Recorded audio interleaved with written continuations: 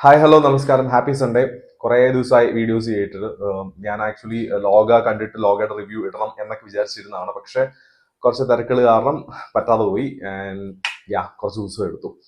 ലോക ഞാൻ കുറച്ച് ദിവസമായി ആക്ച്വലി കണ്ടിട്ട്. ഹൃദയപൂർവ്വം കണ്ട ആ ടൈമിൽ തന്നെ കണ്ടതാണ്. കുറച്ച് ദിവസമല്ല, മേ ബി വീക്സ് ആയെന്ന് പറയാം ആക്ച്വലി. പക്ഷേ എനിക്ക് ആ സമയത്ത് വീഡിയോ ഇടാൻ സാധിച്ചിട്ടുണ്ടായിരുന്നില്ല. അപ്പൊ ലോകയെ കുറിച്ച് ഒരുപാട് എല്ലാവരും ഭയങ്കര ക്രിട്ടിക്കലി വെൽ അക്ലെയിംഡ് ആയിട്ടുള്ള ഒരു ഫിലിം ആണല്ലോ ലോക. ഒരുപാട് നല്ല അഭിപ്രായങ്ങൾ വരുന്നുണ്ട്.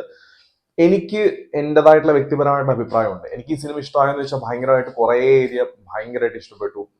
ഒരു ഭയങ്കര ഗംഭീര മേക്കിംഗ് ആണ്. മലയാളത്തിൽ ഫസ്റ്റ് ടൈം ആണ് ഇങ്ങനെ ഇത്രയും ഒരു 30 crore ബജറ്റിൽ ഇത്രയും ഗംഭീരമായിട്ടൊരു സിനിമ അവര് വിഷ്വലൈസ് ചെയ്തിരിക്കുന്നത്. അത്രയും ഗംഭീരമായിട്ട് അവർ ചെയ്തിട്ടുണ്ട്. ഒരുപാട് നല്ല ഗൂസ് ബോംസ് നൽകുന്ന മൊമെന്റ്സ് ഒക്കെ ഉണ്ട്. കല്യാണി നന്നായിട്ട് ചെയ്തിട്ടുണ്ട്. ഡൊമിനിക്കിന്റെ യാ അടിപൊളിയാണ്. പുള്ളിയുടെ ഡയറക്ഷൻ ഒന്നും പറയാനില്ല. വിഷൻ എന്ന് പറയുന്നത് ഭയങ്കരമാണ്, ഗംഭീരമാണ്.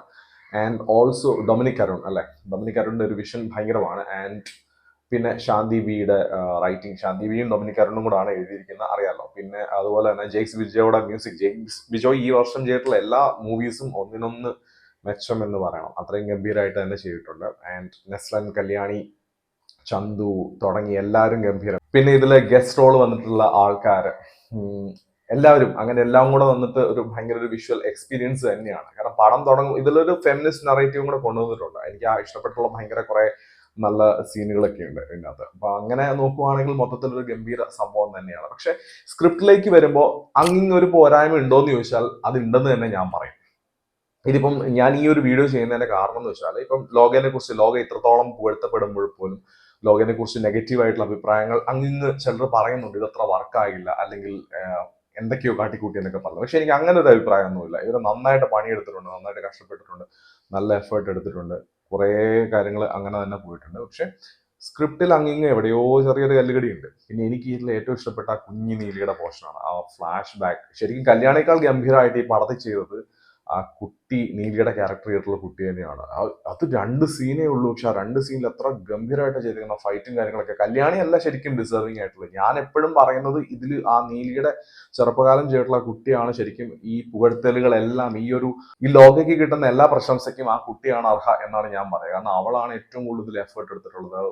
ഗംഭീരമായിട്ട് ചെയ്തിട്ടുണ്ട്. എനിക്കൊന്ന് ഫസ്റ്റ് ടൈം ആണെന്ന് തോന്നുന്നു ആ കുട്ടി ആക്ട് ചെയ്യുന്നത്. പക്ഷെ അടിപൊളിയായിട്ട് ചെയ്തിട്ടുണ്ട്. ആ സീനാണ് ശരിക്കും പറഞ്ഞാൽ ഭയങ്കരമായിട്ട് നമുക്ക് ഗൂസ് ബംസ് നൽകിയിട്ടുള്ളത്. കല്യാണി ഗംഭീരമായിട്ട് ചെയ്തിട്ടില്ല എന്നല്ല അതിന്റെ അർത്ഥം. കല്യാണി നന്നായിട്ട് തന്നെ ചെയ്തിട്ടുണ്ട്. ബട്ട് കല്യാണിയേക്കാൾ ഒരു പടി കൂടുതൽ ആ കൊച്ച് പ്രശംസ അർഹിക്കുന്നുണ്ട് എന്ന് തന്നെ ഞാൻ ഉറച്ചു വിശ്വസിക്കുന്നു. പിന്നെ എനിക്ക് ക്യാമറ, അത് പിന്നെ പറയേണ്ട കാര്യമില്ലല്ലോ. ജോമോൻ ജോണിന്റെ ക്യാമറ, അതുപോലെ തന്നെ ചമൻ ചാക്കോടെയാണല്ലോ എഡിറ്റിംഗ്. അങ്ങനെ എല്ലാം നോക്കുമ്പോൾ ടെക്നിക്കലി ബ്രില്യൻ പടം തന്നെയാണ്. പക്ഷെ എനിക്ക് സെക്കൻഡ് ഹാഫിലേക്കൊക്കെ വരുമ്പോൾ തിരക്കഥ കുറച്ചും കൂടെ, ഫസ്റ്റ് ഹാഫ് നന്നായിട്ട് പോയി, നല്ല എൻഗേജിങ് ആയിട്ട് പോയി, അറിയുന്നേ ഉണ്ടായിരുന്നില്ല പടം പോകുന്നത്. പക്ഷെ സെക്കൻഡ് ഹാഫിലേക്ക് വരുമ്പോൾ ചില സീൻസിൽ ഒരു ഇത്തിരി എവിടേക്കും ഒരു എലവേഷൻ കുറഞ്ഞു പോയല്ലോ തോന്നി. അങ്ങനെ എന്റെ വ്യക്തിപരമായിട്ടുള്ള അഭിപ്രായം കേട്ടോ. പക്ഷെ എന്നാണെങ്കിലും ഇത്രയും ബജറ്റിൽ അവർ നന്നായിട്ട് തന്നെ മേക്ക് ചെയ്തിട്ടുണ്ട്. നല്ല അറ്റംപ്റ്റ് തന്നെയാണ്. തീർച്ചയായിട്ടും ലോകയുടെ അടുത്ത പാർട്ടുകൾക്ക് വേണ്ടിയിട്ടും ഭയങ്കര ഇയർലി വെയിറ്റിംഗ് ആണ്.